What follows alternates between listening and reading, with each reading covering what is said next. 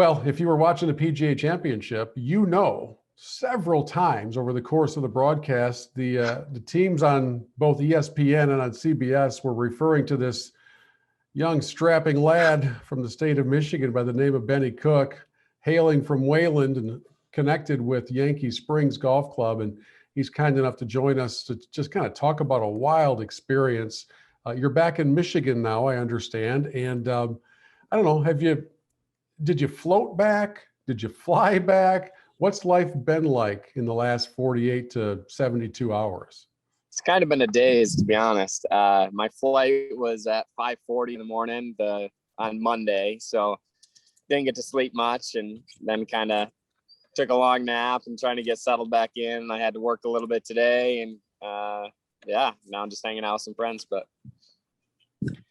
you have these moments in a competition where you have to focus in on every single shot, not the overwhelming feeling of I'm in a major, I'm going to make the cut, or I'm grinding to make the cut.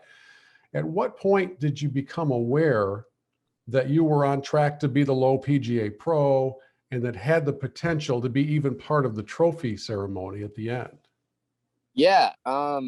After the first round, I was leading, if you will, the low club pro by one. And then after the second day, I was a couple shots back of Brad. So we were the only two that made the cut.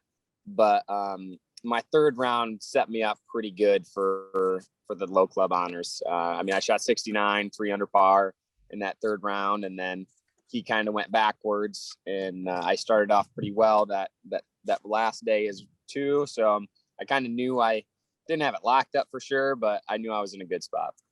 Well, we know there is that leaderboard that the PGA pros keep their eyes on, but at some point, did you find yourself looking at the context of the full leaderboard thinking, stranger things could possibly happen here?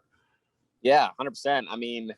Barring a little bit different results on hole 13 for the week, I would have finished almost top 10. So I played hole 13 6 over, and I was 4 over for the championship. So, I played a little better on that one hole, and it could have been a whole different deal. There were a number of holes at Kiowa that we were watching thinking, I have no chance on this hole.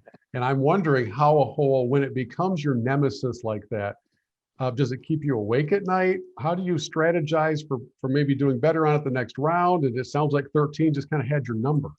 Yeah, in this situation, I hit the club that I thought I needed to hit each day. So I'm not mad at my club selection. I just comes down to executing, and I just didn't execute on that hole at least 3 of the 4 days. So, which is fine. It's whatever. You're going to make bogeys. I wish I wouldn't have made doubles, but everybody's going to make a bogey. That course is so hard, especially with that wind. It's going to be very difficult to have a clean scorecard.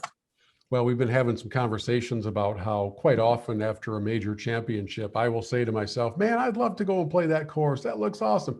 I do not have any desire to play Kiowa. Right. If I would, it is cool. The views are amazing. If you're not playing it for a tournament, it's really fun. Sure. And it was fun even for me, but it is hard. Don't get me wrong, but it was fair in spots. The fairways are pretty big. You can run it up to a lot of the greens. But yeah. Nobody gets to the point of playing in a major championship without putting in a lot of work. Can you help us kind of understand your path to this major? I know you've played in it before, but this is the biggest spotlight that's been on you. What's the path been like? What's the work been like? Yeah, no, for me as a club pro, it's just using time management. Starting in college, I had to get used to dealing with classes and practice. And if we wanted to go sit in the woods for hunting, you gotta make sure that you get everything done in time and use your time well. So especially now, it's okay, I block my schedule to where I can either practice before or after work. And then just making sure I can put in some time to make sure the game is sharp. What part of your game do you wish was sharper right now? You're not going to make a cut in the major if you're not hitting it good. So I struck it really well. If I would have made maybe just a couple more putts, not that I putted bad. I made a lot of putts too, but it could have been a little cleaner on that aspect. I pitched it really well. Bunker play was outstanding for the week. I got up and down almost every time out of the bunker. Yeah, I mean, I played good, I'll be honest. So there wasn't a ton of things that were that off. If I could say one thing, if I would have made just a couple more putts, that would have been great. Well, I remember watching some of the PGA Club Pro tournament that you had to be in the top 20 to go on to the PGA Right. Championship. And that was the first time that out of the background, I heard him say Wayland, Michigan. So, I look around because my parents used to live at Gun Lake. So I was very Yeah, we're right next to it right now. Yeah, and Yankee Springs. I'd walked over there. I'd played a couple of nines over the last few years. So help us understand your connection to Yankee Springs. I'm guessing if I stopped in there tomorrow, I'm not going to see you folding sweaters in the pro shop. So what's the connection?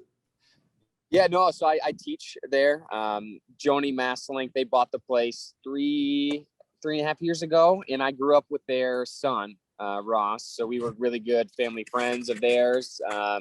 They had all the toys because they're dairy farmers. So we got to ride quads and stuff at their place. And I just stayed friends with them. And when they purchased it, I was like, hey, if you ever want somebody to teach lessons there, let me know. And they were like, for sure, let's have you. And it's been a good pairing ever since. I was actually a member at Yankee when I was growing up. My dad our family was members there. And so I have pretty good ties going back to Yankee. Yeah. So.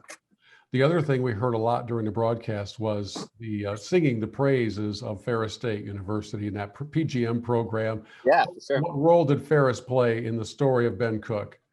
Yeah, I mean, I would not be here without it for sure, because I wouldn't have had my Class A to start. So just being able to graduate and instantly become a Class A professional and being able to try to qualify for the PGA is the first thing, because if you're not PGA, you can't even try. So and then the PGA America does such a good job of creating events that we can play in.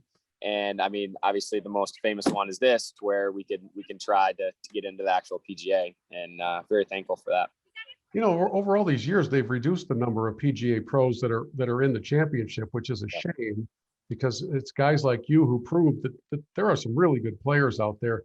Did you find yourself during the PGA ever kind of being, I don't know if starstruck is the right word, but looking around and going, holy cow, I mean, there goes so-and-so, or I'm playing with so-and-so.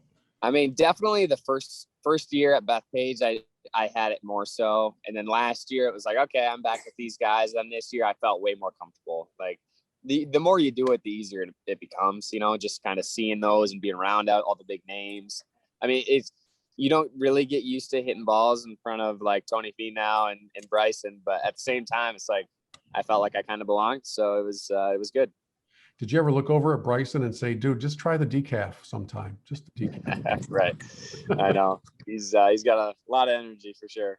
Ben, what is the dream? What is the when I put my head on the pillow at night dream for Ben Cook? Yeah, I mean, to be out there full time, that'd be great. Obviously, hopefully I'll get Korn Ferry status for this next year. I'm sitting pretty good on Latin America points list. So if I have a couple good finishes coming in, I'll hopefully get a card for next year for Korn Ferry, and then eventually graduate to the PGA Tour. So did this finish do anything for you with all of those different areas? No, you don't get points if you play on a different tour for the tour that you actually have status on, if that makes sense. So the only thing it might do is kind of maybe persuade some tournaments to maybe let me in for like as a sponsor exemption. You got to be kind of cross my fingers for the Rocket Mortgage. Yeah, you got to be coming to Detroit. I mean, who do I need to call for you? You got to be coming to the Rocket. Call everybody. I'd love it, but we'll see. That's kind of the next thing. I'm kind of hoping I get in for that. I've been talking to the guy who's in charge of it, so we'll see. Well, they have a very good sensitivity for knowing how to draw in some fans, and I'm guessing you bring quite a gallery with you. Did you have some followers? I definitely would, yeah. I had probably 20 to 25 people that came to Kiawah, maybe more, just friends and family. Obviously, my wife was there, so yeah, it was great. Easier to play in front of friends and family, or harder? Well, once you're in there, there's already hundreds of people around, so it's fine.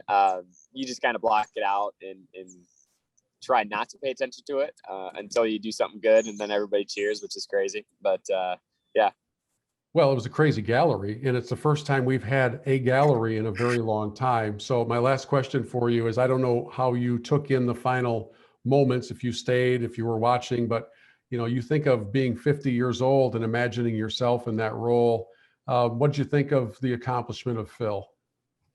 Yeah, no, I don't know if you watched the ceremony at all, but they gave me the Low Club Pro Oh yeah. bowl, and I was standing right on the green when they gave him the Wanamaker trophy. So Yep. yeah, no, I was right there. I was 10 feet from him when he was doing it. So it was pretty special with all those people that were crowded around 18 green.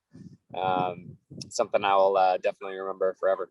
Yeah, and I knew you were there, but I also wondered if you were crowded around with the other players near the scoring area, or if you were just being kind of chaperoned around to do different things as well, because you're part of that celebration. Yeah, so I was right on the green when or right on the fringe when he made his final putt, and I had front row seat there. And then on the ceremony, obviously, I was on the green with him. So, yep. That's good stuff, man. We're proud of you. Thank you for taking a few minutes. I know you have to run, and it was just kind of fun celebrating with the Michigander and watching you on the big stage. So let's do that again sometime. That's right. Thanks, Benny. Thank you.